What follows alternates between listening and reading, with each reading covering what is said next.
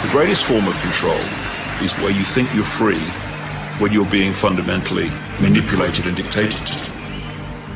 One form of dictatorship is being in a prison cell and you can see the bars and touch it. The other one is sitting in a prison cell but you can't see the bar, you think you're free. What the human race is suffering from is mass hypnosis. We are being hypnotized by people like this. Newsreaders, politicians, teachers, lecturers. We are in a country and in a world that is being run by unbelievably sick people. The chasm between what we're told is going on and what is really going on is absolutely enormous. Thank you for tuning in to another episode of the Red Pill Hardcore TV show. As usual, I'm your host, V, and today I would like to say, I hope this isn't irritating to many people because I'm I want to say, dedicated to the protection of our children. And I've had people on the show before speaking on the subject of child protection and the corruption of government, CPS, you name it. But I actually have someone on today that has specialized in this. And we're in for a world of information. It's going to be a great show. So I want to introduce, without further ado, my guest, Julie Ketterman. How are you doing, Julie? I'm good. Thank you for having me. How are you? I'm doing great. It's always fun to join up with activists around the world. I agree. There's a small army. We're growing, but we need everybody we can get to attack what I call the monster. The monster. The monster. Well, it's a multi-headed beast. I'll tell you that much. I'm pretty sure you're going to let us know more about that as well. But first. Please, tell us your history. Tell us about yourself, because you're no stranger to media. No, I'm not. Well, I've been an attorney for going on 19 years, and I actually started doing criminal work, criminal defense, but then I switched over and started representing children and parents and grandparents in CPS cases, fighting against Child Protective Services. It didn't start, I didn't go into this as a passion of mine. I was pretty ignorant as to not only the abuse and neglect that is out there, but the corruption, the abuse of power that is CPS. I was very ignorant to what that is when I first started doing this, but it didn't take me long. It probably within the first year of doing CPS defense, it kind of slaps you in the face. So I have been fighting for families, for grandparents, for aunts, uncles, for a very long time now, and it's a battle. And when I was younger, I you go into these things thinking you're going to change the world, and now I've realized that the monster is bigger than I ever could have imagined years ago. So I take the approach of one family at a time. If I can protect one family at a time, then I'm doing what I need to do. Or if I can protect one child or one set of siblings, or reunite a family just one at a time, then I'm succeeding. So So I've done this. I do it in Harris County, which is in the Houston area. In Texas, I go all over Texas. I was really hoping to, as I started doing this all over Texas, to find that maybe the corruption was just in Harris County, but I was wrong. It's all over Texas. And then the more I started researching, the more I started fighting CPS, I quickly learned that it's nationwide.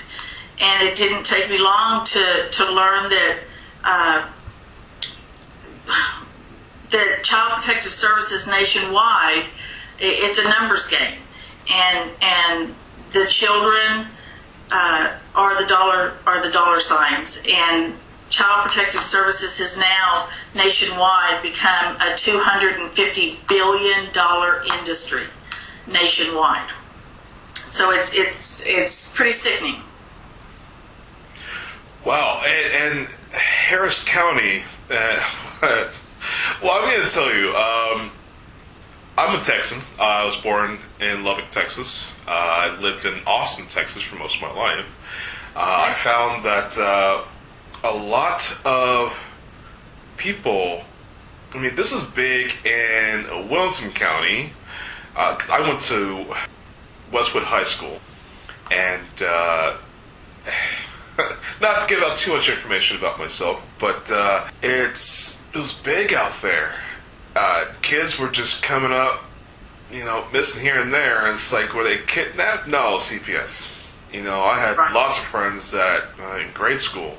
So, I mean, is it growing versus, I'm 31 years old, about to be 32. I mean, from one time when I was in school to now, I mean, what do you think?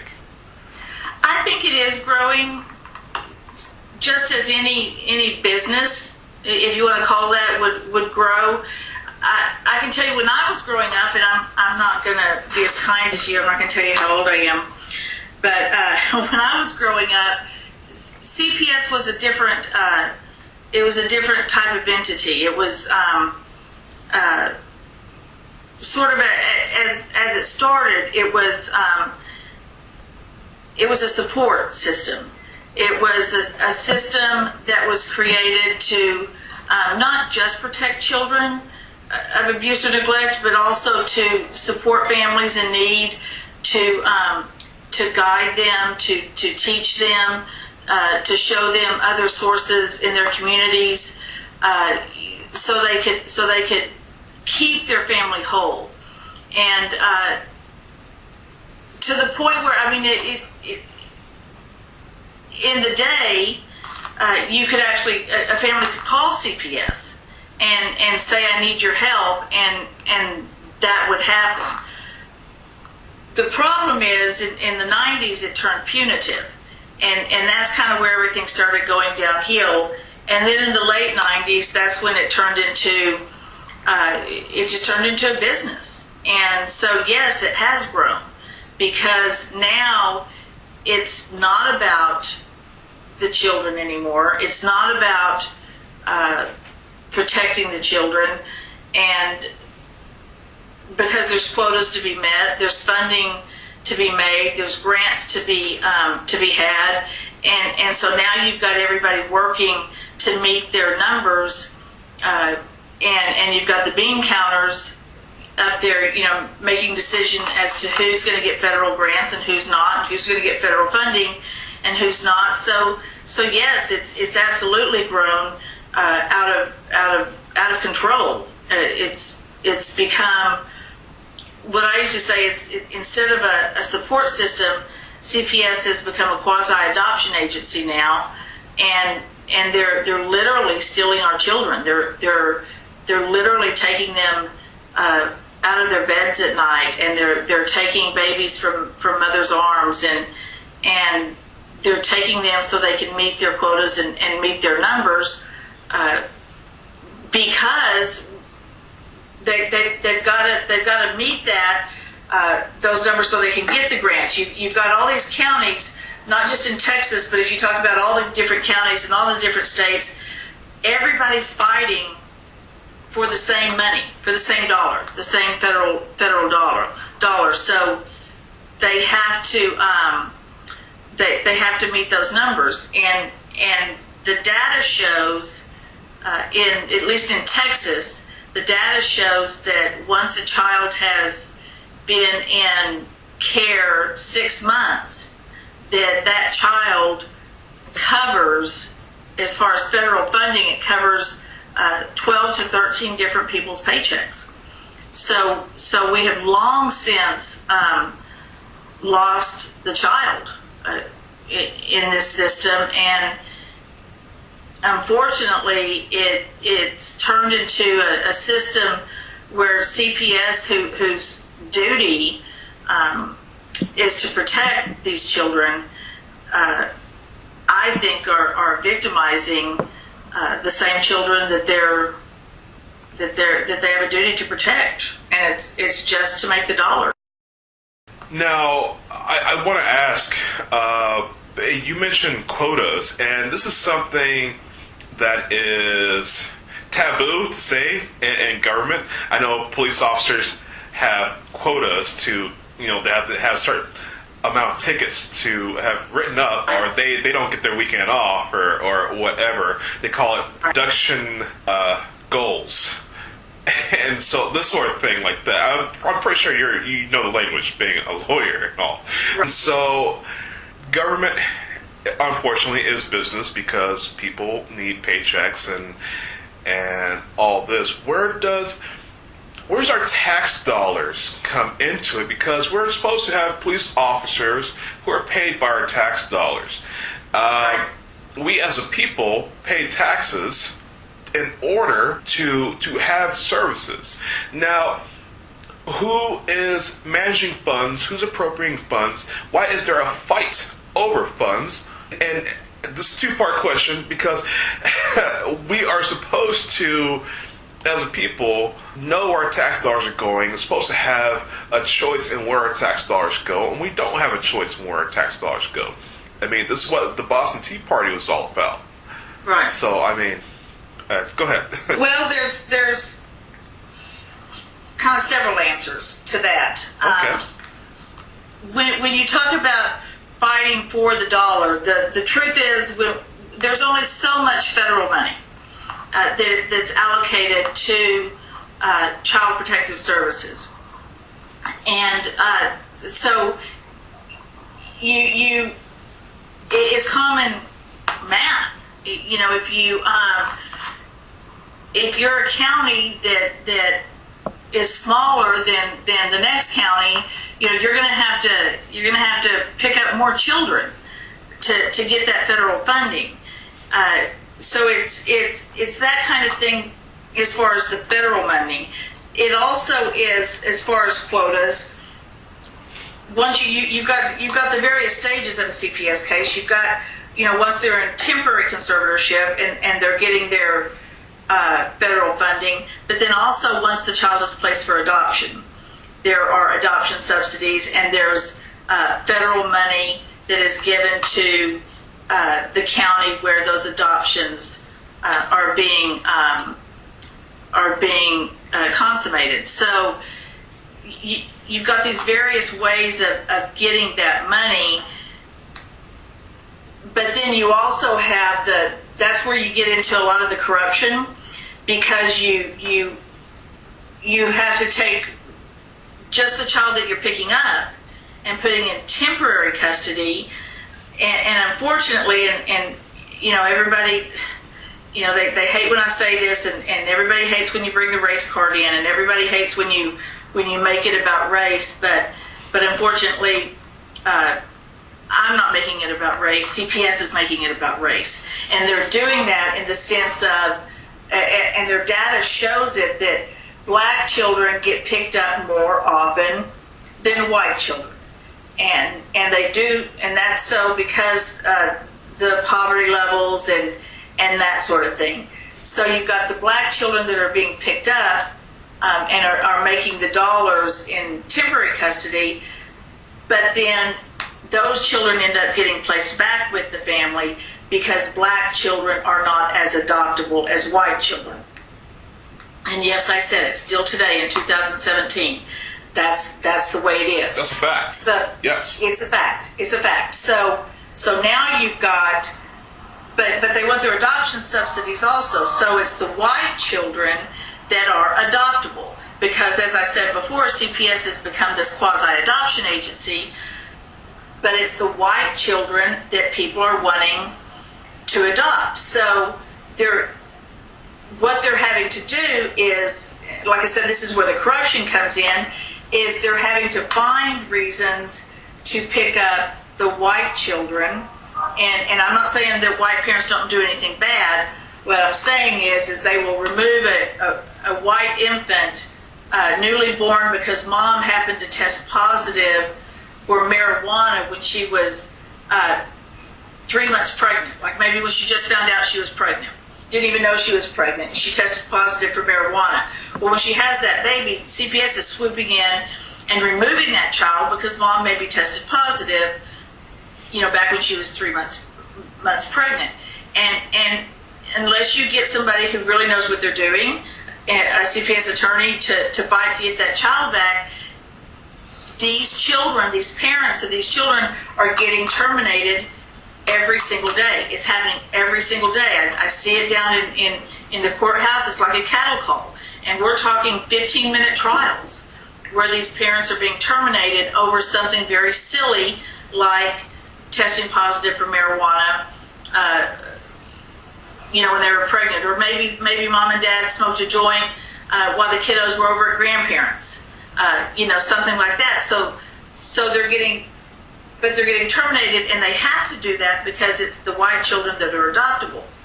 So where the discrimination then comes in is they're sending the black children back home where maybe those kids don't need to go back home. There were several cases here in Harris County in years past where we had one family, a black family, where the father killed all 5 of the kids.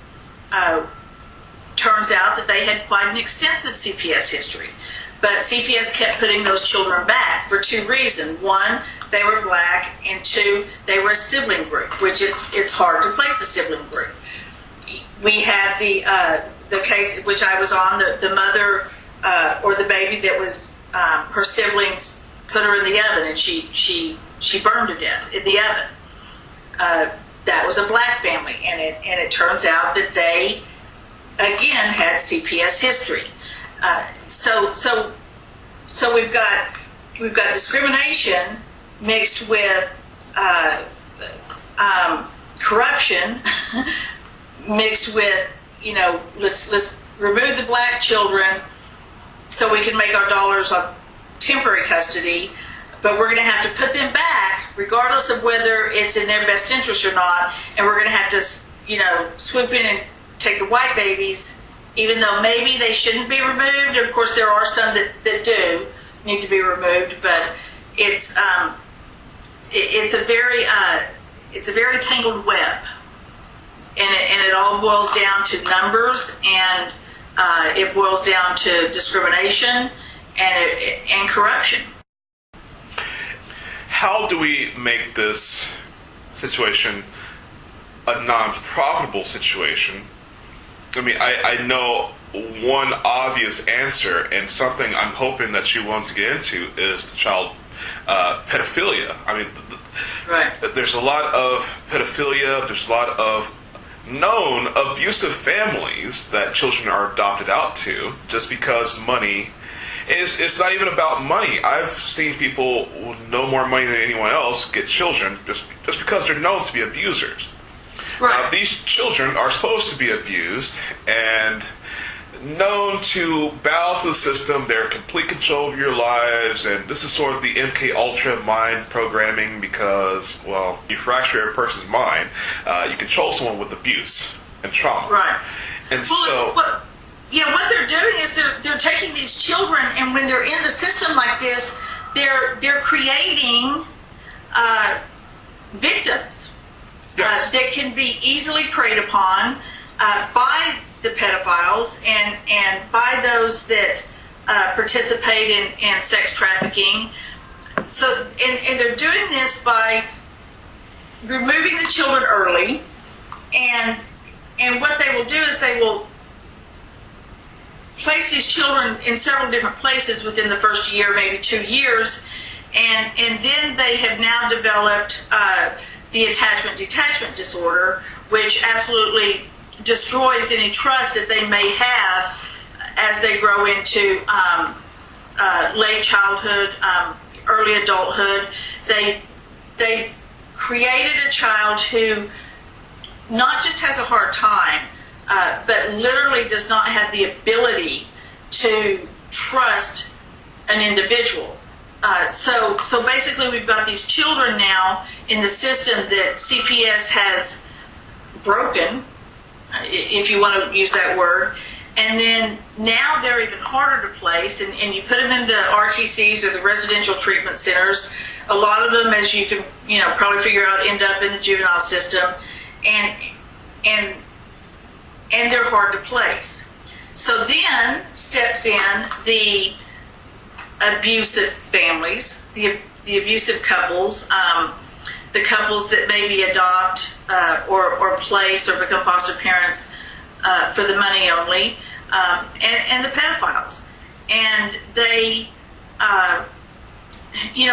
with anybody like that, they get to where they are because they're crafty.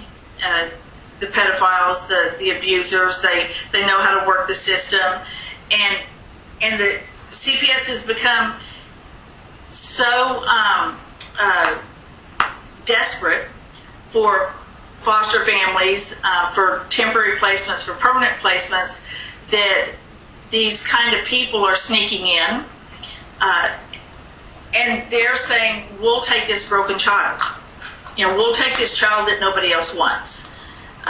And so now we've got a broken child placed with a couple who may be abusive or somebody who's a pedophile, and because they're already broken when they're placed there, because they lack the ability to trust anybody, they keep their mouth shut. They don't say anything because they know if they do, they're going to get moved again to another home or to another group home or to another residential treatment center, or God forbid to a psych hospital. So they're going to keep their mouth shut. And if they do happen to talk, then that's turned around and twisted, because it's now they say that this broken child is just acting out for the benefit of they're playing the system, and they want to be moved. So you've got the corruption of it all that is just building this foundation for these children who probably should have never been removed from their home anyway, and putting them in these situations so the abuse can continue. And I need to add, and again, I'm going to bring race into it again, but when you talk about pedophiles and if you talk about couples who are abusive to a lot of these children, statistically, it's white men who are pedophiles. Statistically, it's white couples that are the abusers. And again, I'm not saying that there's not any black pedophiles.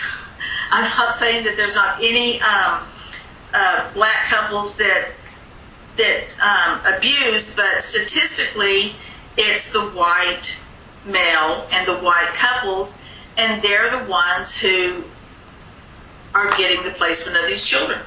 Typically speaking, psychopathy runs deep within white males, right, historically speaking. But I want to get into something that you have said. It's a very disgusting idea to hear that the child is playing the system. If a child can play the system, what do we need lawyers for? I'm sorry to say it, but if a child can play the system, why do I have so much trouble? Why does anyone have so much trouble getting justice in the quote-unquote DOJ, Department of Justice? This whole farce of a corrupt money mill. Well, that is a loaded question with several layers of different answers. I'll start with the first answer of the reason there's not the justice, whether it's for the parent, whether it's for the grandparents, whether it's even for the child, is because the corruption runs the veins of the corruption run into the court-appointed system. Those attorneys who are court-appointed to represent the children or the indigent parents in these cases, and which also makes me swing back to when you're talking about where do our tax dollars go. We have hundreds of thousands of dollars of taxpayer dollars going to pay these court-appointed attorneys, whether it's for the child, whether it's for the parents, and they're simply not doing their job. They're not doing their statutory duties. They're not representing the children the way they should. They're not representing the parents the way they should. So that's yet another avenue of not just the corruption, but the waste of the taxpayer dollars, and why we're not getting any justice. Going back to the children, you do have those children who have grown up in the system, and they do learn. It's no different than a child that learns, how to push dad's buttons versus how to push mom's buttons, or run into dad saying, mom said I could do this. If children play parents against each other all the time, and so these children have learned, whether it's through their various placements or whether it's listening to other children when they're in these group homes or these psych wards or these residential treatment centers, they hear the other kids talking, and these kiddos become, for lack of a better term, street smart. And you may hear somebody saying, well, I just can't stand my foster dad. Maybe he's not doing anything wrong, but maybe I just don't like him. I just don't like him. And so then you've got Johnny coming up saying, well, this is what you need to do. You need to say that he touched you. You need to say that you woke up and he was touching your privates, or he tried to kiss you, or so they're telling them how to work the system. And those are horrible cases to have to defend.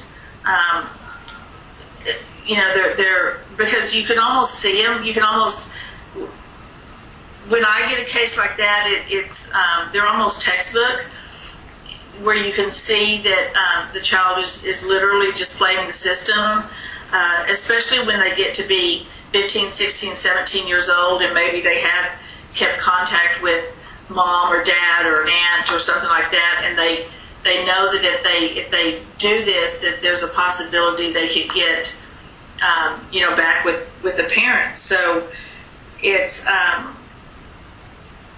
they're very difficult cases. And especially for, I have to say this, especially for girls, I have to, doing criminal defense and then CPS defense, I have to say that,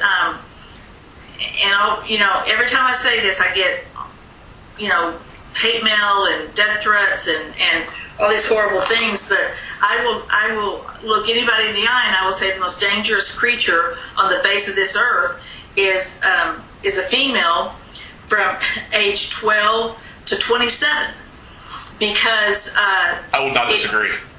It takes one allegation that can be 100% false, and it will destroy a man, and whether he's a father or a boyfriend, it doesn't matter. And even if the case gets resolved favorably for the guy, the stigma that goes along with it. You can't unring that bell. So so I tell people, if you're going to be a foster parent, a foster dad, or if you're the father of teenagers, don't be alone with those teenage girls if they have a slumber party. Don't be alone with, because we're dangerous. I could tell that group is deadly. Well, I could tell that, you're very honest, you're well seasoned, you're experienced, you're telling it like it is, because I've heard some horror stories from guys, and it's just like it has destroyed their lives just from. Absolutely. I've had family members. Yeah. I've had family members. I've known people who, football players, especially young black men. They have their whole lives ahead of them. They'll get scholarships and next thing you know, they're in prison because they got the 15-year-old that said they were 18. Right. This has happened throughout my family. This has happened throughout lots of people's families. And isn't that just the most ridiculous? So, and I say this, and I'm going to say this as somebody who, and I normally don't go into to my personal life, but I always have to qualify this because people say, well, if it happened to you, you wouldn't be saying this. I am a rape victim also when I was 13 and he was 17. So when I say this, I qualify it by saying I've lived it. I've been the victim. I'm now a survivor. But I have to say that one of the most ridiculous laws, and I understand the logic behind it, but is when you've got a 15-year-old or a 14-year-old, or because my goodness, we didn't look like that when we were 14, who can flat out lie about their age and say, yes, I'm 18, to a guy who's, 20, 21, 22, and look 18. Now they dress like, with the dressing and the makeup and all that, they look 18. And for that not to be any kind of defense for a man, I think is just, I think it's the most absurd law that there is for any, whether it's a teenage boy or for a man. I just think it's ridiculous. I think that because so many of these girls will lie. They will. They'll lie so they can get in the bar. They'll lie so they can, whatever the reason is. Maybe they'll lie because they want to be loved because they've been in the system so long. All the psychological reasons. And it's just not a defense. They're gonna, that guy's gonna get arrested. He's gonna be charged with rape, and it doesn't matter that she looks 18. It doesn't matter that she lied and said she's 18. It doesn't even matter if she showed an ID that turned out to be fake, and she's 18. And I just think that there's something terribly wrong with that law. I want to thank you for saying that, and thank you for telling. It's very personal. I've gotten personal here myself. It's very personal just to hear someone as wise and experienced as you are, because this is your profession. This is your field. This is right. This is straight from the tap, as they say, and this is as real as it gets. I mean, I can tell you, yes, this is becoming more and more common as well with the GMO foods, the hormone-injected foods, the beef.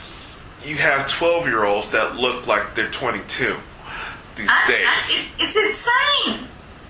Yeah. So it seems like there's some sort of social construct that's brought about. I think our lifespans are being shortened because, Agenda 21, they don't want us here, da-da-da-da, but that's deeper down the rabbit hole. We won't go there unless you want to. But there are, this happens to me often when you start talking about it. Even CPA, there are so many rabbit holes. The corruption runs. It just runs so deep and in so many different directions that it's even hard to explain. you try to tell people, you try to get them to listen, and they look at you like, like you're crazy, and you try to say, I've seen it, I've lived it, I've breathed it, you walk into the courtrooms where these parents are getting terminated left and right, and you can smell the corruption, and everybody is so whether they're conformist or idealists, or that just their rose-colored glasses, just ignorant, they just so don't want to believe that this kind of stuff is happening, that they're just blind to it. And when you have people like you and me, and there's a handful, a growing handful, but a handful of others that are trying to get people to open their eyes, they just don't believe it. They're like, this can't be. This can't be happening. And you're probably like me. It's like I don't know what words to use. I don't know. Because I keep telling people when I blog, and knowledge is power. You got to have the knowledge. You have to know. Parents have to know their rights. You have to know what's going on, so you know to say yes and no, and what you can say yes and no, and people just don't get it. I'm always struggling with what word can I use to get them to open their eyes before it's too late. This conversation has been so riveting, I forgot to take a commercial break. So we'll take just a little pause right here, and okay. We'll continue.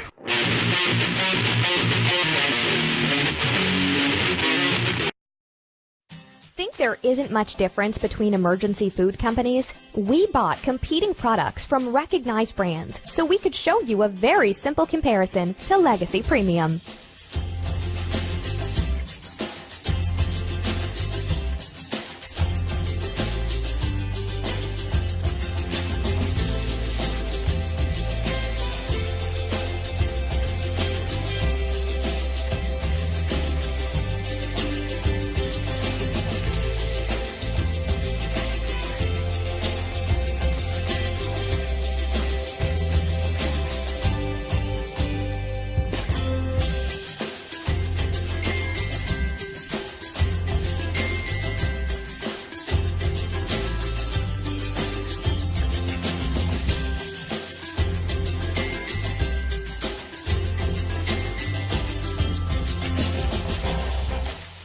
It's easy to see. Legacy not only gives you more food for your money, but Legacy is non-GMO and tastes great.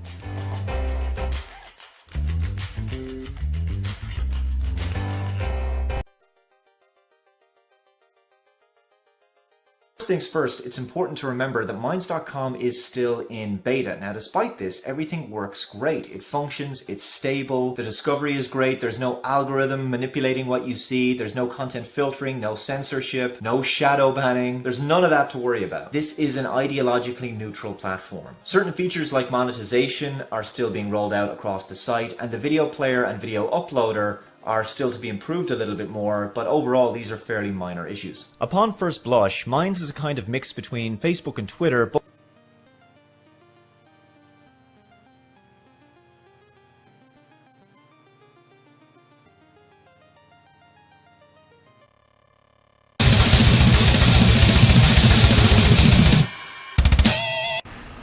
And yes, you're still watching the Red Pill Hardcore, hopefully, if you hadn't turned away. This is so riveting. Ladies and gentlemen, people are so not understanding of what is going on in the court systems because most people don't go through these things that you're talking about. I mean, most of us are fortunate. Most of us are drones who have done everything that we've ever been told to do in our lives, and little perfect little cogs in the system. But a lot of us have problems. A lot of us have issues, and so it's those who have to go through a reprimand from the system, or have to be moved throughout the system because things simply don't mesh. We have to learn these horrific lessons of life. And through our talks through this commercial break, you brought up everything that I want to talk about. I'm not even sure if I want to put a time limit on this show. Please go into these court-appointed lawyers. I want to talk about actually something on my agenda. I want to talk about these judges who have been caught doing pedophilia. As a case in the news about a family court judge who went through 18 little boys and got 6 months in jail for it. Right. And please, take over. Just talk. I just want to hear you talk. Well, as far as the judges, it's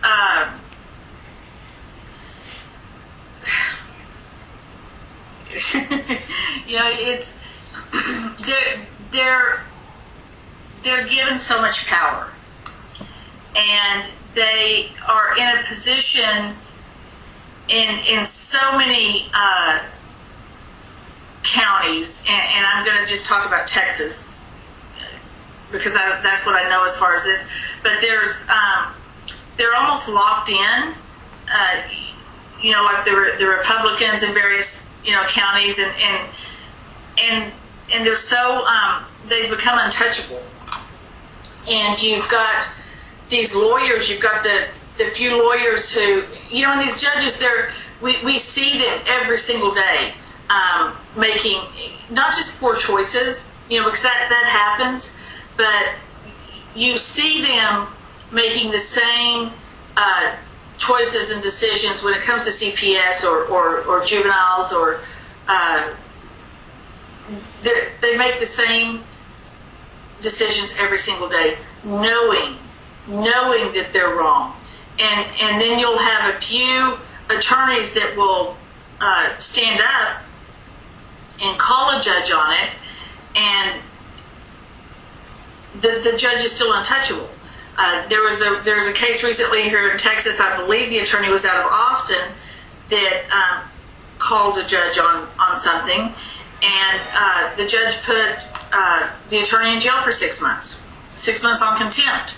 I have been sanctioned in juvenile court for calling out the judge and CPS and the ad litem for corruption. I made it clear in open court that I thought that they were selling white babies, and I turned around and said if my clients were black, this wouldn't be happening. And I was sanctioned, and a 10-page sanction order. What does that mean, by the way? Whatever they can to shut us up. And well, what does that mean, by the way? To be sanctioned? To sanction as a lawyer? What does that mean? I was sanctioned. It was a 10-page sanction order telling me how disrespectful I was, and shame on me. I shouldn't have called the judge corrupt. I shouldn't have accused him and CPS and the ad litems of selling white babies. I shouldn't have brought race into it. Just all of that. So I got sanctioned, and I had to take. I had to pay some county attorney fees. I had to pay. I had to take so many hours of ethics, which I thought was ironic. We'll use that word. I don't know. They're going to send me to ethics when they're the ones who are destroying families and doing these kind of things. So but they're going to do what they have to do to shut us up. I've been warned. I've been told to watch my back. I've been attacked professionally. I've been attacked personally, and the only thing that I've decided is,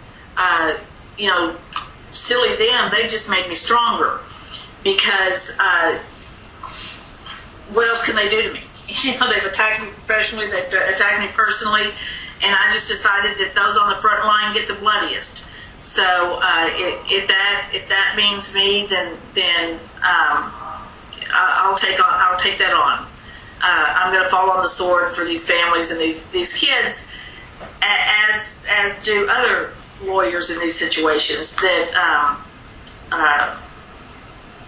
you just keep pushing, you just keep fighting one family at a time. So it's the system has made the judges untouchable. The system has made the judges, they've put them in a place to where they're not accountable for destroying families, for destroying children. Now, let me ask you something. Horrifying stories about it, but it's gut wrenching what these judges are turning a blind eye to, what these court appointed attorneys, what they're turning a blind eye to, and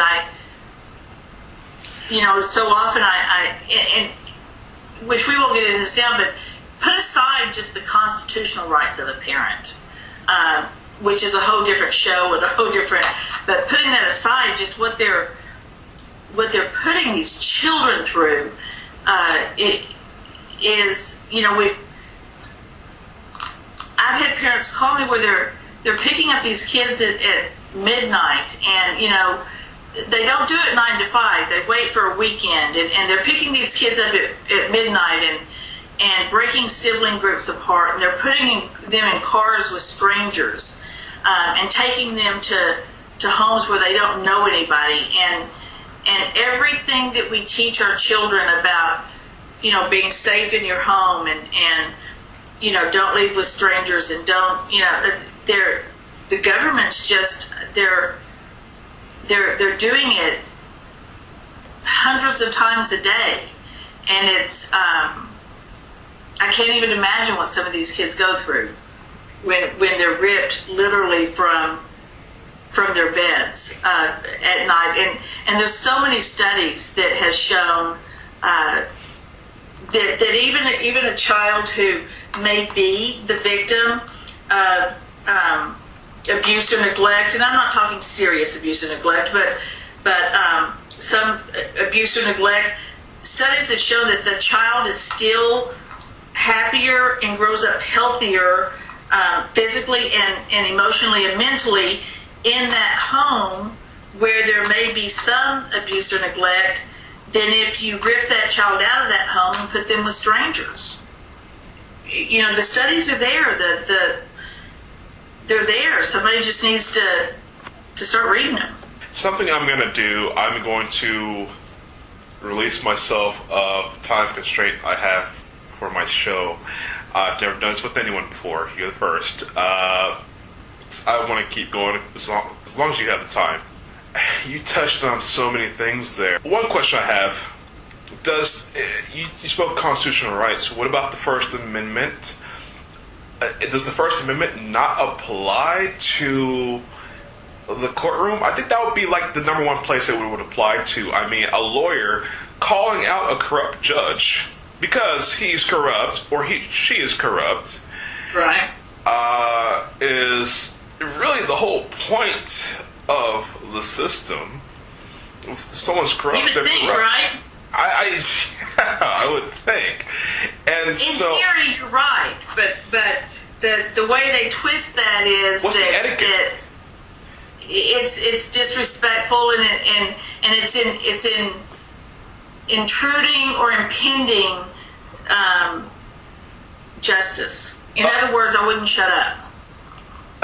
So it's like that obstruction of justice in court. Right. So where's the checks and balances?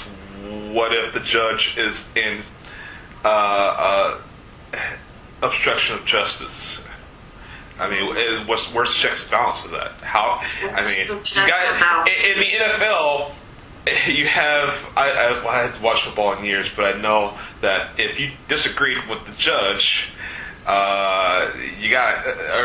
with the referee, you have to do instant replay back and make the referee look over his call through video feed. I mean, I know there's the appeal and all that. That just takes up so much time. And the court systems are flooded. Yeah, I mean, the court systems are flooded as is. Why create another date? Why? I mean, I know it gives people jobs in the courtroom, and it's all a big money funneling ordeal, but there's got to be some sort of checks and balances. I mean, I know I had Joanne Dimson on my show. She is a elderly rights lawyer. She fights against probate scenarios, and I'm not sure if I'm wording that correctly, but she's in probate court, and she deals with a lot of the government's trying to take away rights from elderly people, shove them in the home, drug them, kill them, so that properties go out to who is of interest to the court. Right. Huge racket, huge crime. This is the corruption. What can we do to combat this? I mean, judges have free reign. A lot of these judges having admiralty flags, behind them. Only the president can have an admiralty flag in their courtroom. Yeah. In his courtroom, or if he were to hold court, it's a wartime ordeal, and these admiralty flags are in almost every courtroom. And that's an offense by itself. There's too much power. There's too much power. If a lawyer is saying that something's not right here, you shut your mouth, you're in contempt of court. I mean, I don't even know what the question is here. It's just all gross. It's a huge mess. I mean, what can we do about this? I mean, I have a campaign right now of media in the courtroom. We need media in the courtroom, at least every court case recorded. I believe we can get rid of a lot of the corruption just by having video feed, live feed, archive feed. A lawyer can be watching. So I C-SPAN. A lawyer can be watching like, oh, that judge is wrong on this count, or this lawyer is totally screwing up. I'm going to contact this person, tell them to fire that lawyer because I can do the job better. And we need some checks and balances. That's my solution to it. I don't know. What do you think? What my solution would be, and I've mentioned this to some senators. It's one of the goals I have. I think that there should be a task force because not just with judges and not just with the lawyers. It's hard to check these because these are confidential cases. All CPS cases are confidential, so you can't just go pick one up and see if something's been done wrong. And CPS itself, if they've done, if there's a question whether they have violated, whether it's procedure, policy, law, the Constitution, whatever it may be, they police themselves, which I think is just ridiculous. So, if they're going to police themselves, most of the time they're going to find that there was no fault on their part. So my suggestion is that there be a task force that can go in and, throughout, whether it's Texas, throughout the United States, whatever, and can just pull randomly a file and start, going through and seeing, what's gone on in the hearings, what the rulings have been, what's happened, what hasn't happened, have the parents been properly represented, is it going into the which is another story, another issue that I'm fighting is, these children's, these children's hospitals, Texas Children's Hospital as well as Children's Memorial, where they've got these this new team that in a specialty. It's a pediatric abuse specialty, and there's, which of course run on grants, and that's a whole different story. But is it the hospital just trying to get their grant money? Is it is it the court-appointed lawyer who's turning in these vouchers and getting county taxpayer dollars for things that he or she never did? Are they getting the tax dollars, for lying on their vouchers, for not doing their statutory duties, for not going to see these kids? So I think that there should be a task force that can go and just randomly pick a file and start going through it and grading everybody's paper, so to speak.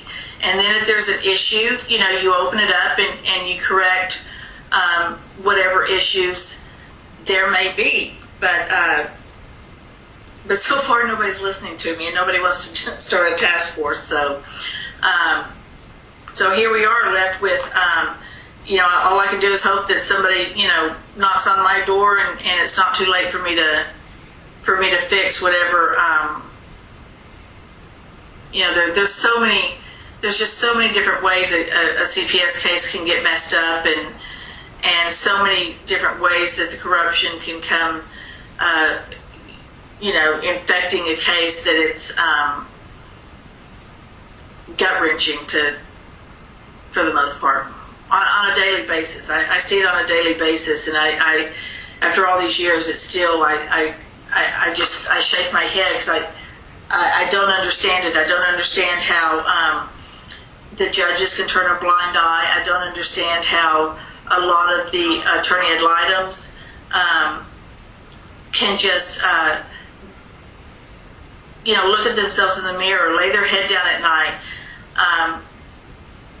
when they're supposed to be representing these children. I've talked to kids who have grown up in the system and who have aged out in the system who never even knew they had a lawyer.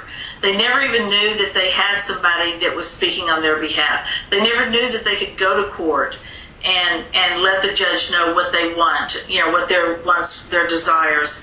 And it's for an attorney to say that they are looking out for the best interest of the child when they're not even, the child doesn't even know that they exist. It's nauseating, and then you've got these indigent parents that are getting these court-appointed lawyers who don't take their phone calls, and they don't respond to their emails, and they only see them when they go to court, and because they're court-appointed attorneys, they may have 5 or 6 cases on the docket, so they don't even have time to talk to the parents, while they're in court. And they kind of rush them in and they rush them out, and then at the end of the day, they convince them either to relinquish their rights, or they tell them that they don't have a chance to win, and they have a 15-minute trial, and then they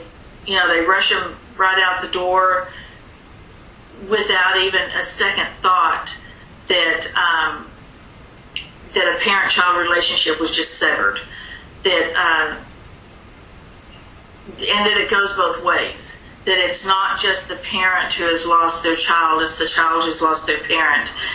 It's the child who may have lost siblings. It's the child that,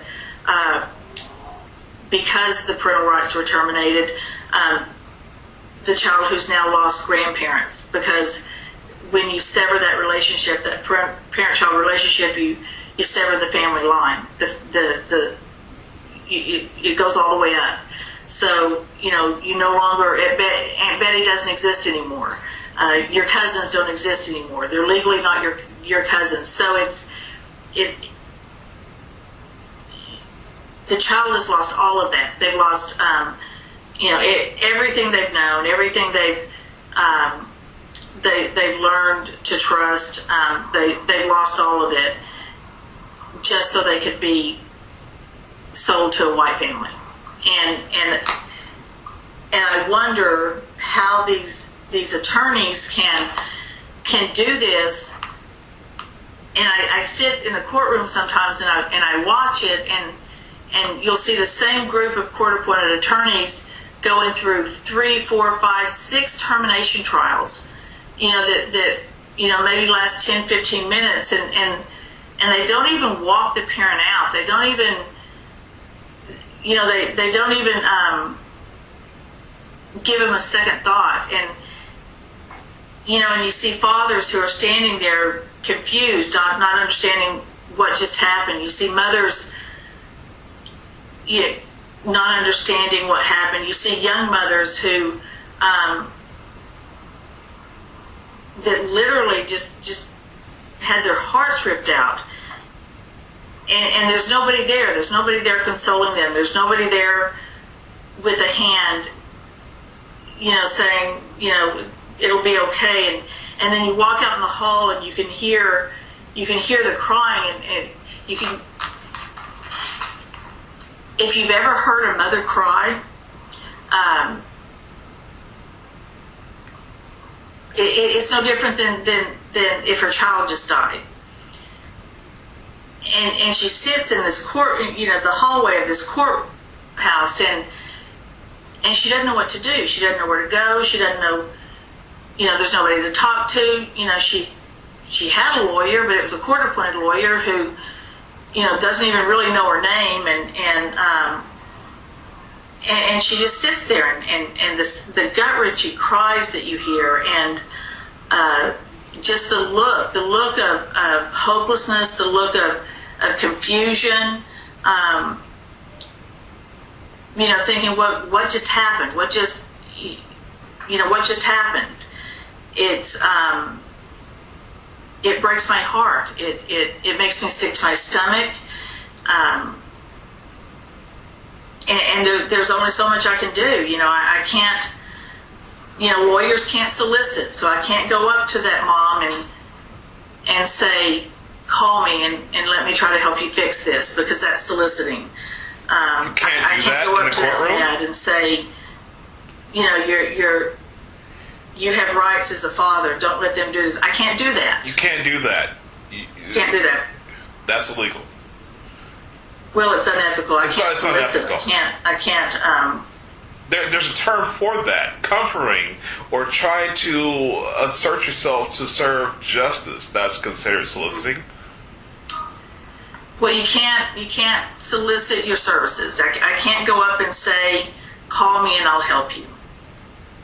Even if you just can't do dropped your business card and walked out. Can't do it. Can't do it. Wow. Can't do it. And there's times where when I want people to understand, I've invited them.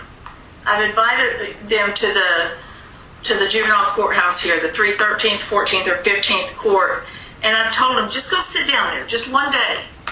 Just sit down there one day and see what happens, and see how many, in just one courtroom, and forget that there's 20 different courts going on, but see how many parental rights are terminated. See how many grandparents are denied placement of their grandchildren because maybe they're in their 50s and maybe Grandpa had a DWI back when he was 22,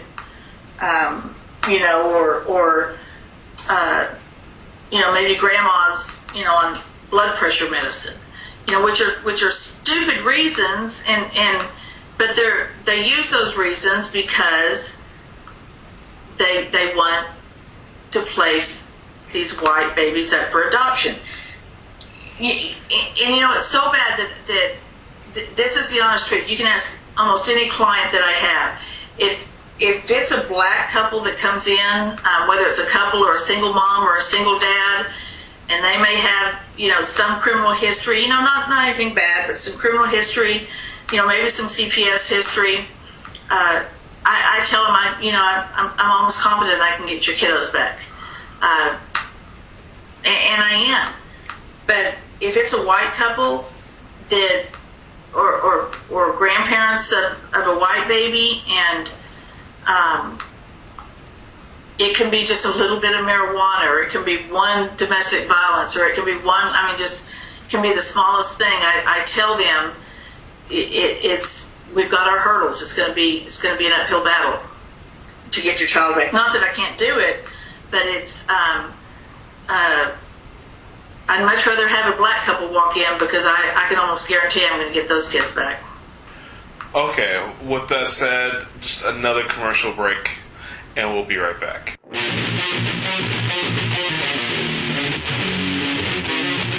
Think there isn't much difference between emergency food companies? Sadly, some companies skimp on serving sizes, and you don't always get the filling meals you'd expect.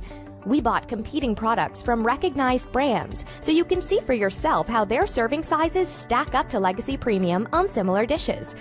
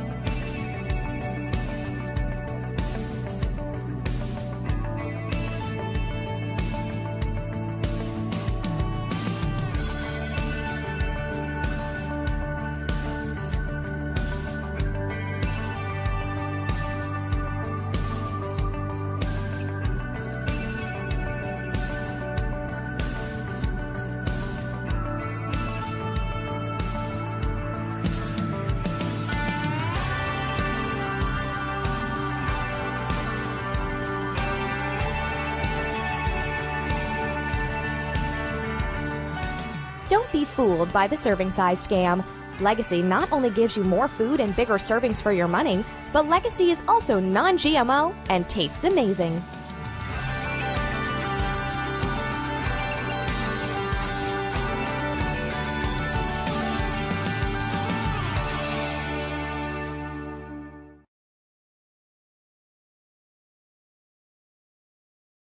With current social media sites crowded with advertisements, social quizzes, and just general clutter, I wanted to find an application that put the users first instead of the shareholders.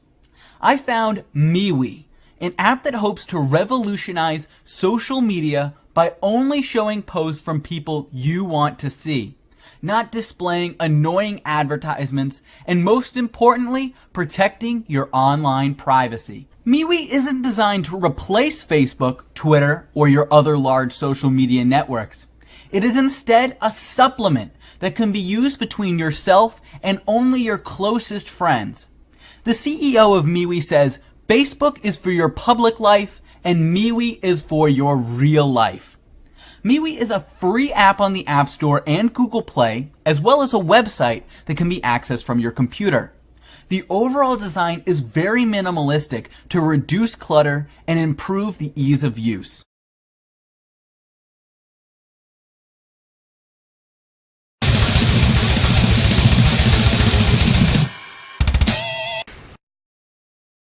And we are back. The show's moving fast. I'm going to make the commercial break shorter and shorter here, just so that we can get to this information a lot quicker. It's Red Pill Hardcore. I'm still your host, V.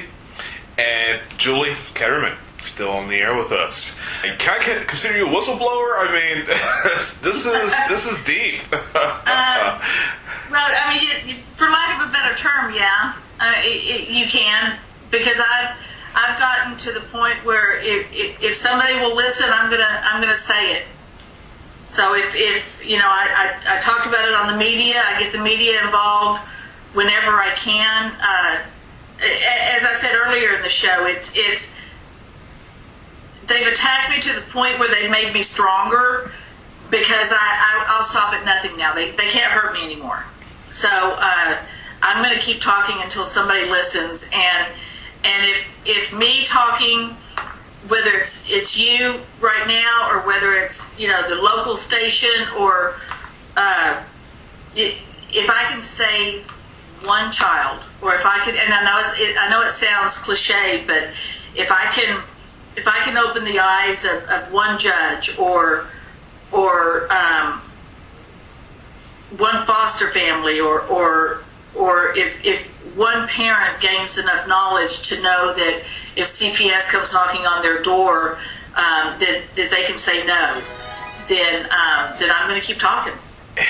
you spoken of being attacked in this corrupt system. Has anyone at any point ever approached you with a deal, with a bribe, so that you can join the corrupt ranks? Not in those words. I did.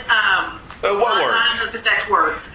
What I was offered, I don't get in the three juvenile courts, which are the three main CPS courts here in Harris County. I don't get court-appointed cases. I was told years ago by one judge who called me up to the bench and was talking to me about getting court-appointed cases, because I have gotten in other counties court-appointed cases, and I'm kind of known for getting the more high-profile cases, and I'm also known for taking on cases where a parent might have a parallel criminal case, such as injury to a child or something like that. So, but this one judge did talk to me about getting court-appointed cases, and his words to me were that he would love to give me court appointments, but I would have to play nice in the sandbox.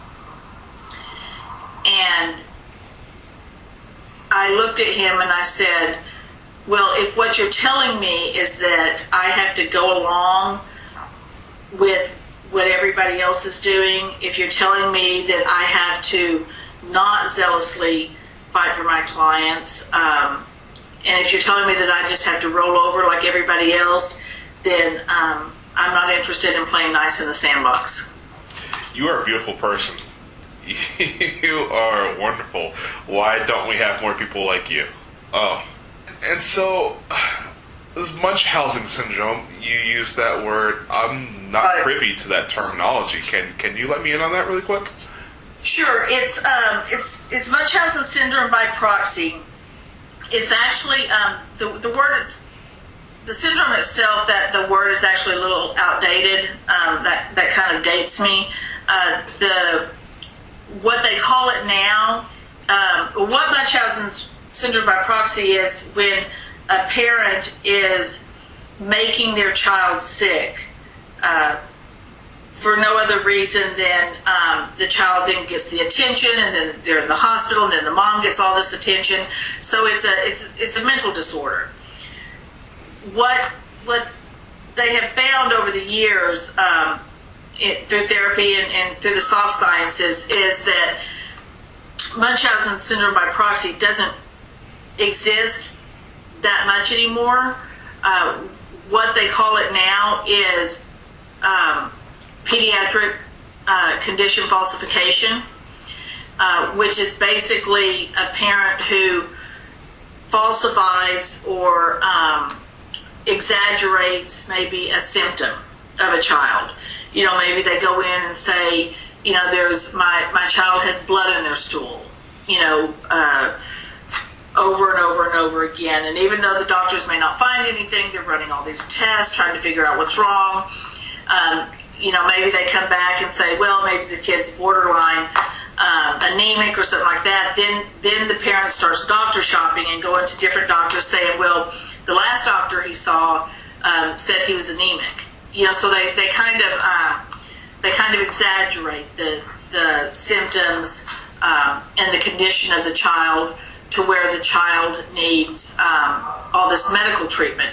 Now, what is happening, or what happens a lot of times, is there's a disorder. It's called mitochondrial disorder, which is an autoimmune disease that kind of jumps around.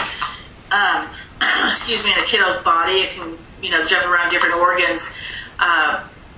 That is misdiagnosed quite often as a parent who is,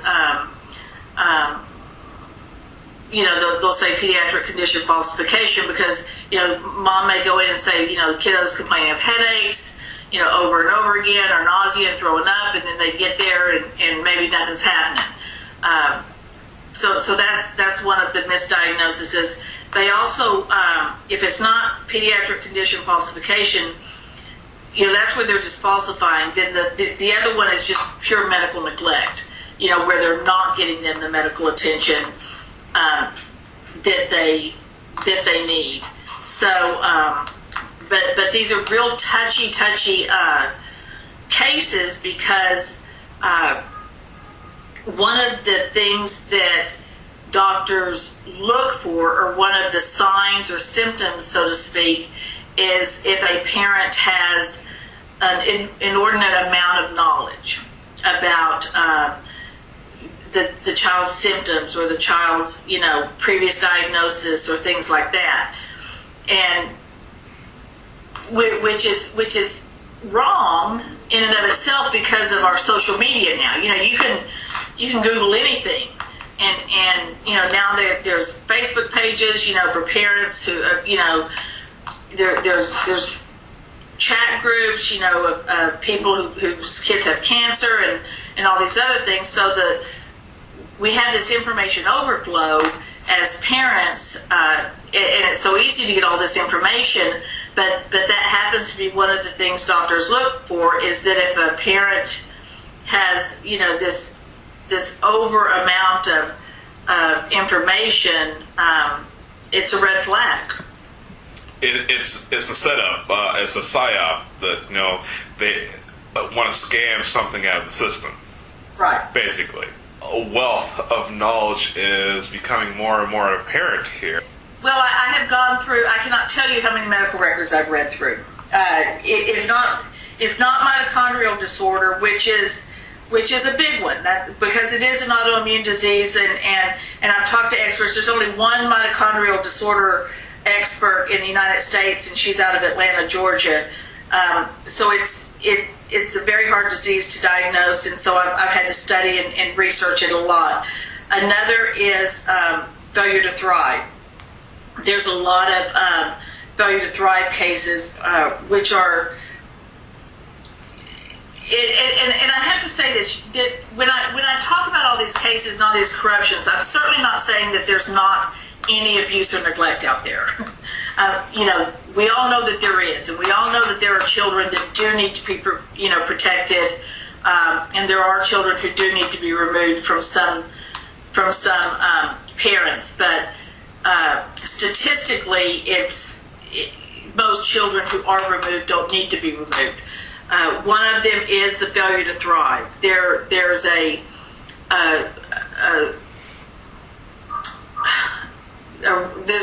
the new thing now is if it's twins maybe, and one isn't developing as much as the other.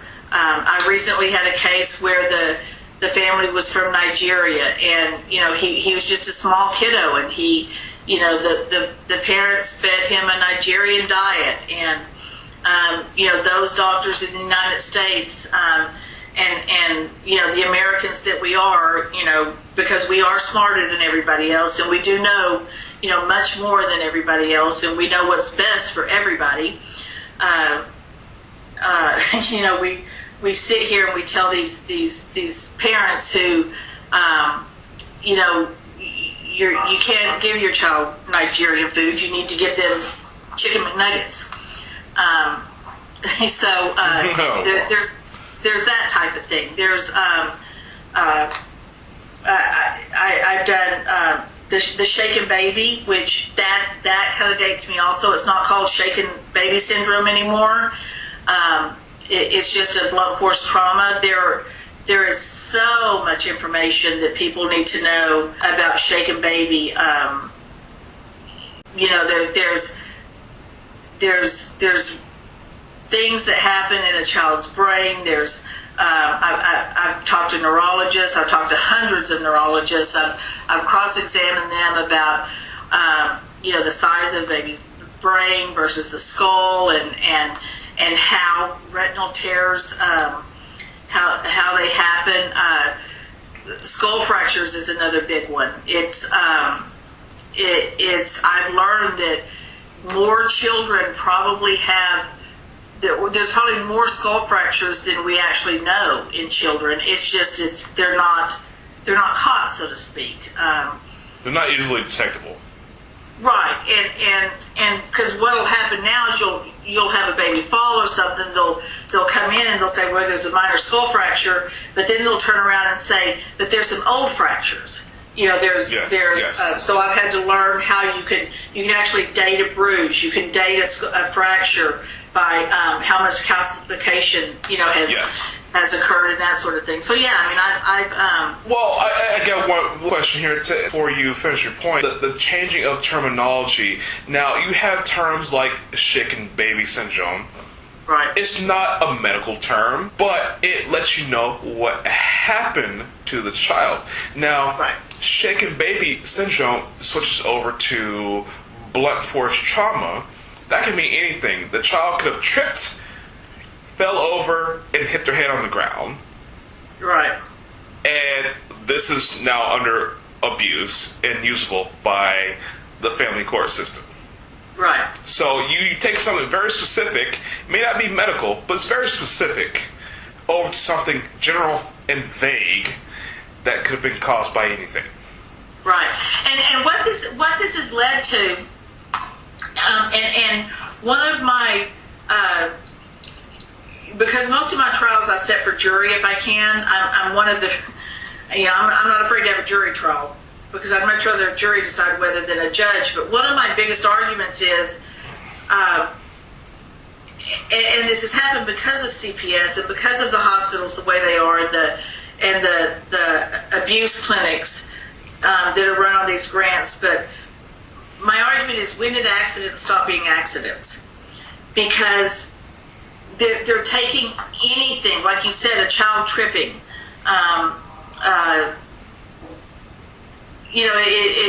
Whether it's a skull fracture or a broken arm or something like that, and they're taking these and they're putting them into one of two categories. It's either abuse, which means it was done intentionally, or it's neglect. And I'm sitting here thinking, how many. You can't watch your child 24/7, and children are going to trip, and they are going to get into. There's going to be accidents, but now they're labeling these parents that if it's not intentional abuse, they are labeling it as neglect. You turned your back while your kiddo was on the trampoline and they fell, or there was a drowning, or the 2-year-old was found walking down the street, because the 2-year-old got, opened the door and got out. And what's happening is, and it's horrifying, it's very scary, is they're creating a situation where parents are going to be afraid to take their children to the emergency room. So if there is an accident that happens,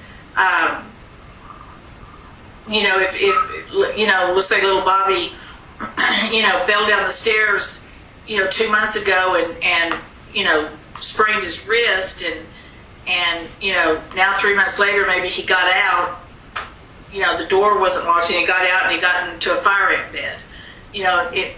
So now you're like, well, gosh, if I go back to the ER at Texas Children's or whatever, this is twice in 3 months. What are they going to think? What are they going to do?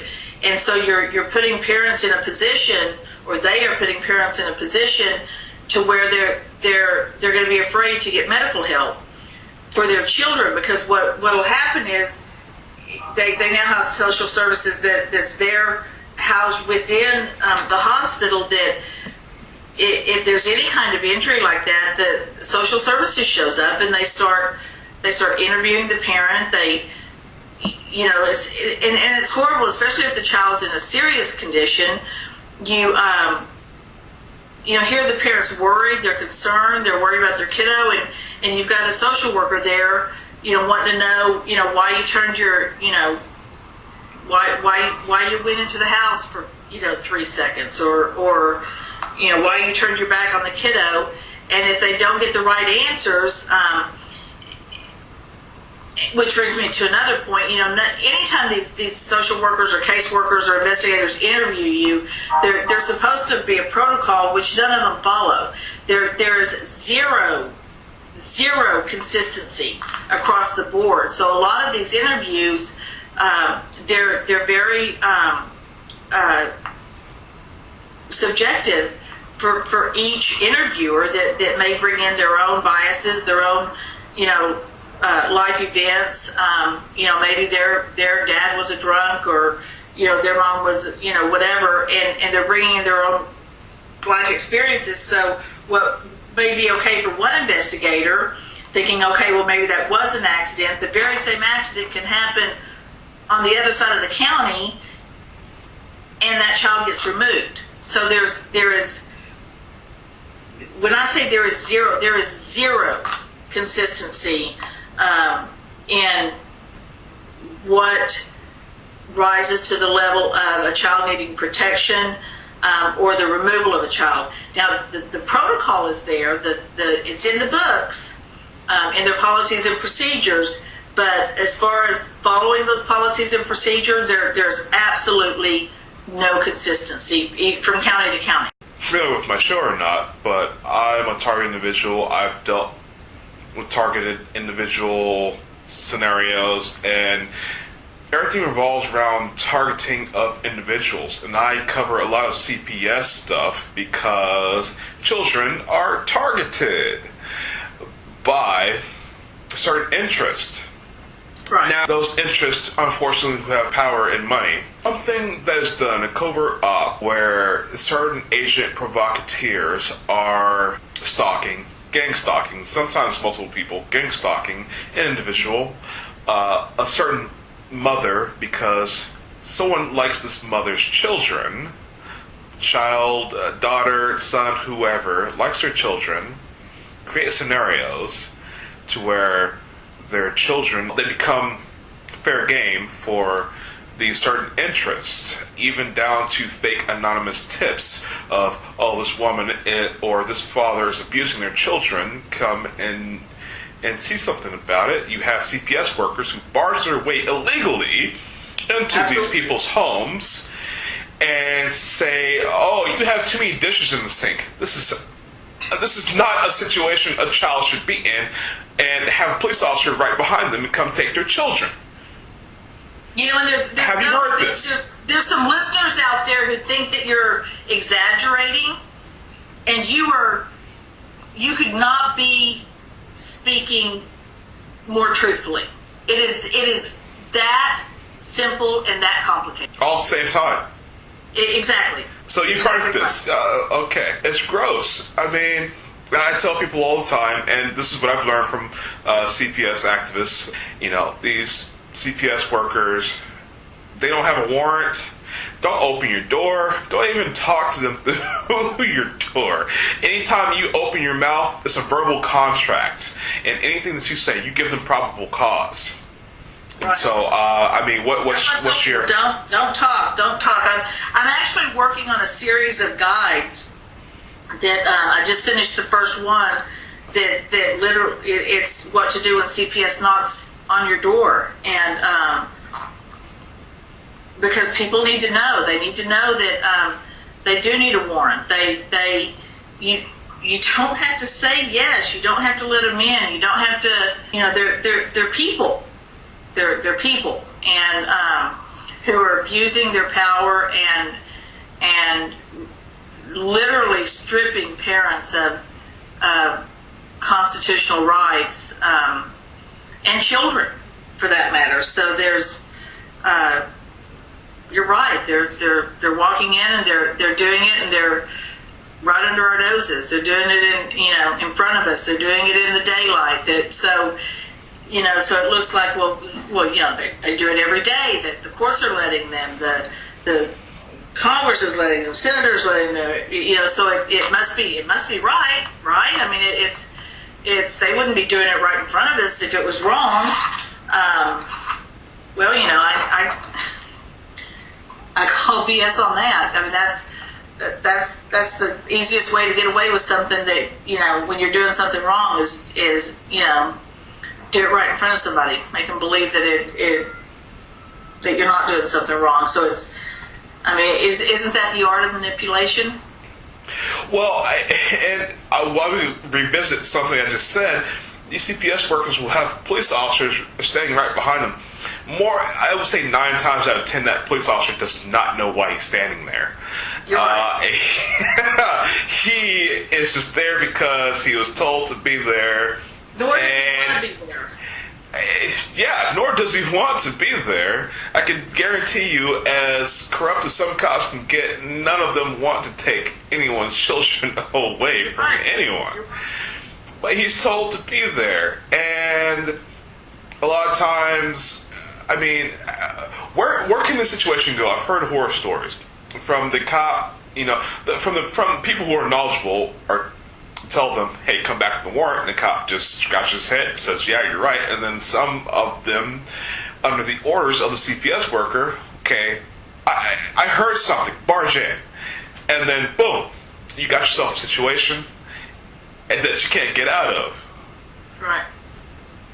Well, it's parents in situations like that, it's kind of a lose-lose situation, because what's going to happen is the officer is going to say, well, they especially if the CPS worker does have a court order signed by a judge for removal or something like that, you can't win as a parent, because if you fight and if you say, like hell, you're going to take my kiddo, then you're going to get arrested, and you're going to be seen as angry and hot-tempered and belligerent and uncooperative, and you bet your bottom dollar all that's going to come out to the judge later, because you didn't stand idly by and hand your children over to a stranger to go be put in a car with another stranger to be taken to a house full of strangers. And now you've been arrested. However, if you go the other way and you stand idly by, thinking, I'm not going to do anything. I'm not going to get thrown in jail. I'm going to remain calm and let them do what they need to do, and the truth will set me free later, which doesn't happen, by the way. That's a fantasy. That's fantasy world. That's not reality. Yeah. So you figure, well, the sun will come up tomorrow, we'll work it all out, and I'll get my kiddos back. Well, that doesn't work either, because then they say, that there was no emotion, clearly you haven't bonded with your children, you stood back and you just let us walk out with your child without so much as a tear dropping. So as a parent, you can't win. Well, let me stop you there. I really don't want to interrupt, because you're always on point. But something my father used to tell me all the time: the only thing I have to do for you legally is to put a roof over your head, feed you, and clothe you. Right. And I'm out of trouble. I've actually been in a situation where I've had CPS in my home a couple times. When I was a teenager, CPS looked at me reluctantly with the paperwork, and it's like, okay, good luck, bye-bye. And someone told me later on, and I also assumed that maybe it's because of who I am, they don't want to do anything about anything because it's not going to gain them anything. Right. So, I guess what I'm getting at here is, is that train of thought old? I'm a late child. My parents are in their 60s. And so this was his train of thought. I've done the basics for you. You can cry all you want. So, which was fine. My parents were good parents. My dad, even though he got abrasive, did his job 100%. Right. And looking back, I shouldn't have been such a whiny little brat. But as the legal duties for a parent, that's stepped on by saying, well, you didn't do this right, you didn't do that right. There's so much nitpicking. Which one is more reasonable? I guess that's what I'm trying to ask. Well,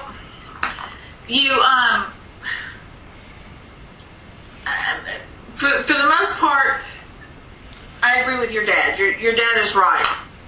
If by the grace of God you get through your childhood without an injury.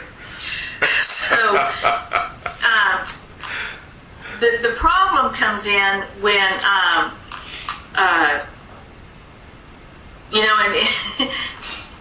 and I hate to bring up Bill Cosby, with all but I love that saying, when he was doing stand-up, the saying where he told us, I brought you into this world, I can take you out. I heard that over and over again. Right. You can't do that as a parent anymore. The government, and I say the government, they literally have invaded the family realm to the point where they want to tell you how to discipline your child. They want to tell you whether you should immunize your child. They want to tell you how you the health care, how you should do that, the education. There's if you have a child that may possibly be ADD or ADHD, and you're a parent that chooses to treat that through diet, versus medication, CPS might be called on you, for medical neglect. If you, if you discipline your child, even legally, the criminal code says you can spank your child, as within reason. But if you discipline your child, even within the confines of the law, CPS can still come in and say that that's abuse, because maybe you left a red mark, or maybe there is a little welt from the belt. Yes. So it's there's nothing. The government's made it so hard for us to parent our children, which is wrong on several levels. Starting at the top, that all of us who have children, we have a fundamental constitutional right to parent our child as we see fit. So they're stripping us of that, and then it snowballs, because you can't discipline anymore. You can't, you can't. My dad, we had a weeping willow tree out in the backyard, and when we got in trouble, my dad we used to have to go pick our own switch. And it didn't take long for us to learn, you don't want anything too small because you'll get in trouble, you don't want anything too big. And I didn't learn until later in life that it was the choosing that was the lesson. But anyway. Well, there's the rule of thumb. There's the rule of thumb. You know that, right? Yeah. It can't be thicker than your thumbs. Right. Yeah. So it's so now we're in a position to where we can't discipline our child. We can't let them go play. We can't be the free range parents either. That lets them run and play the way I used to when I was young. There can no longer be latchkey kids, because if your kiddo comes home and is home for 30 minutes alone, your child could be picked up also. So they've stripped us of all of our abilities to parent our children. And then when these children grow up and they become rebellious teenagers and start causing trouble, and whether it's gangs or whether it's bullying or the suicide or the drugs, or just pick something out there, then we as parents are held responsible. So it's it's like, and you just want to scream, because you're like, okay, well, if they become a juvenile and they go and they bust out somebody's windows of their car, the parent is going to be financially responsible, right? you have to pay for that car. But if you take that same child home and you beat his butt, with a belt because he busted out the car windows, and now you have to pay for it, you could get arrested for injury to a child, and you could have your children taken away from you because of discipline, because of that kind of discipline. And CPS will tell parents, it's even written in the paperwork, no corporal punishment, zero. You can't use corporal punishment at all, even though the law allows you. But they think that they're above the law, so they say, zero corporal punishment. So as a parent, now you're left there. It's like, okay, well what do I do? Do I let him go bust out the windows and then I'm responsible for it? Do I let him spend his teenage years in juvie and me feel guilty? Or do I risk that, and do I beat his butt the way it should be? Because he did these things knowing that kids are smart enough now, either through television, social media, or their friends, if they, or even the school system, they go to school the next day and it hurts to sit down because their butt's bruised from, the belt. The teacher's going to... I remember those days. I remember those days. Okay, well, I want to touch on 3 points. I want to try to squeeze this into a 2-hour show. I want to... So many subjects to touch on. Well, I mean, what you just said. You're damned if you do, damned if you don't. Right. The point of all this in a corrupt system, someone has to be accountable for everything at all times, even though that's the government's part to be held accountable in actuality. But no, you raise a criminal by not parenting, you're liable, you're going to pay.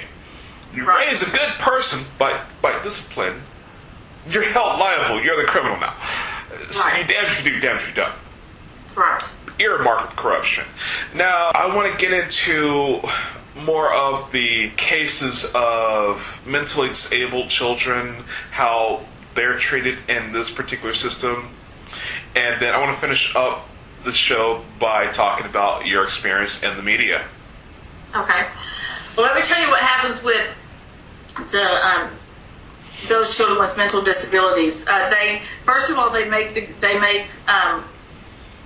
They're more profitable. They make more money for CPS because their children, once they're in the foster care system, they are given different levels. So depending on the severity of the disability, they may be at various level, and then there's foster homes that are qualified to take those children, and there's more subsidies, there's more federal funding for those type of children. In addition to that, there's all sorts of providers that make money, whether it's the therapist they're going to, the physical therapist, the providers that are prescribing the various medications, sending them out to West Oaks. I mean, you would be appalled at how many CPS children, foster kids as young as 8 and 9 years old are in psychiatric hospitals because they are being labeled with a mental disability when they're really not. There's really nothing wrong with them. They're just either overdrugged or underdrugged, or guess what? Maybe they're just pissed off because you just ripped them out of their home. You can pick one. So so there's an abuse of those kids as well. There's also a serious issue with families who have kids with special needs, specifically when you're talking about the high levels of autism or things like that. You'll have these parents that will go to therapist or whoever is treating them, and they've learned they've got learned behaviors and treatments for the child, such as if the child's gone into a rage. One example is you may want to wrap the child up in a blanket. You've heard of the heavy blankets, the weighted blankets, but also it's a way to kind of burrito them so they can't hurt themselves. They can't hurt you, they can't hit you, they can't. So you kind of wrap them up like a burrito until they've calmed down. Sounds reasonable, right? And it's even more reasonable because the therapist is the one who told you to do this, so little Johnny doesn't hurt himself, and so he doesn't hurt you. But nosy neighbor happened to be walking by, seeing you rolling your child up like a burrito, and calls CPS. And CPS comes in, and guess what? Now you're abusing your child because it's an unorthodox or it's an unreasonable form of discipline because you are wrapping little Johnny up like a burrito, or maybe you're putting him in his room and you're locking the door from the outside until he calms down, so he doesn't grab a knife and stab his brother. But parents are being punished and criticized and ridiculed for dealing with these types of behaviors of special needs kids that are taught through their own therapists, but because CPS doesn't agree with it, they're taking these special needs kids away from these parents and placing them in foster homes, which have to be a higher level. And like I said, now we're back to the circle of, now they're going to make more money for CPS and the subsidies and that sort of thing. And the providers, because now we've got providers that Medicaid's going to kick in, so now our federal dollars are going to that, and it goes all the way up to the pharmaceutical companies as far as who's making money and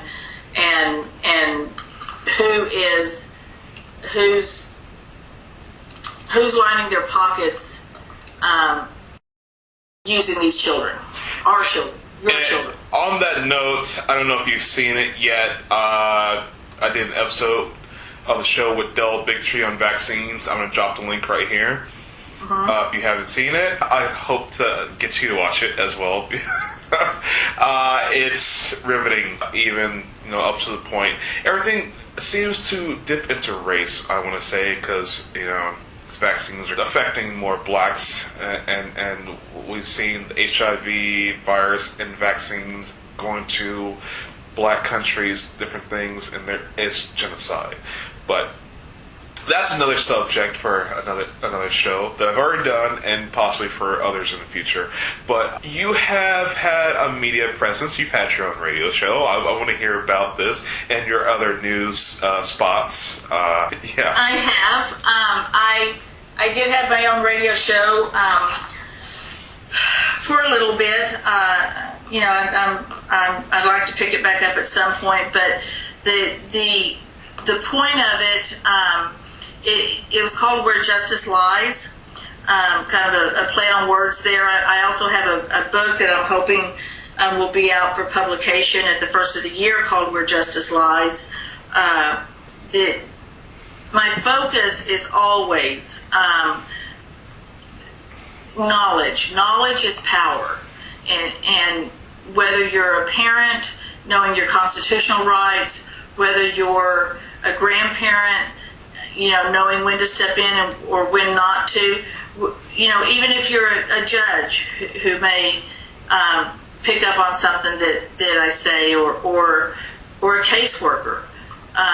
If I can get a caseworker to kind of see things differently, knowledge is power, and the only way we can fix this is for everybody to have the knowledge, for everybody to be on the same plate, and the plate's out there, and the knowledge is out there. It's our Constitution, it's our laws, it's in the studies, and if we can all get on the same page with this knowledge, that I think is the way it can be fixed. And so what I've done is in this book that I'm writing is I've taken the 7 cardinal sins and of CPS, and compared it to the 7 virtues, which is my idea of how we can fix the system if we all join together and did that.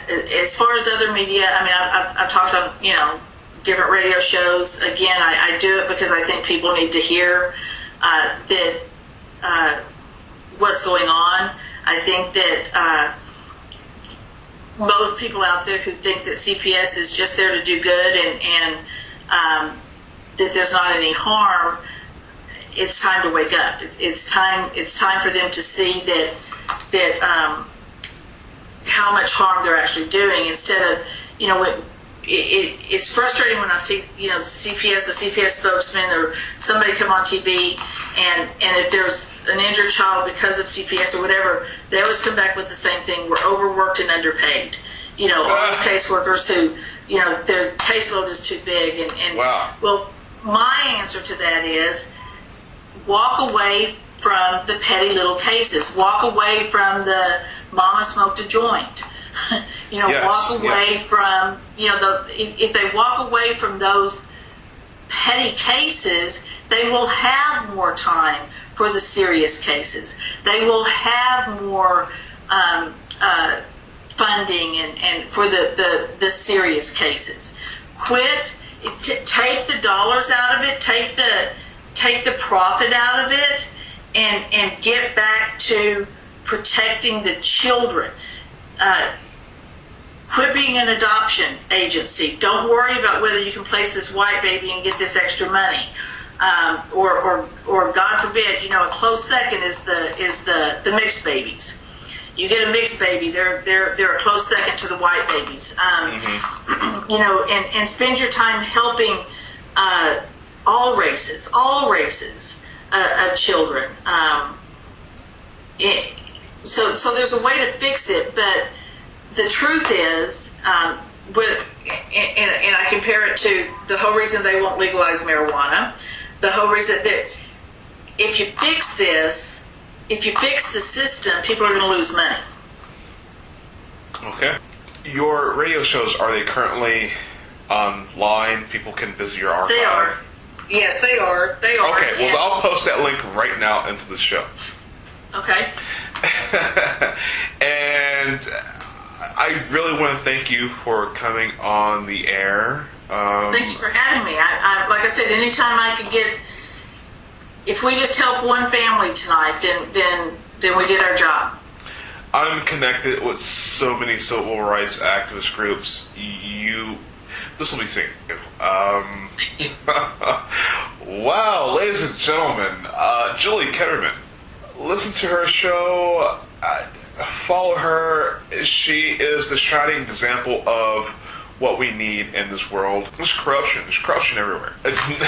Not just whistleblowers, not just activists, but it's knowledgeable. I have to have you back on the show. Anytime. Absolutely. Anytime. All right. Well, thank you. Thank you very much.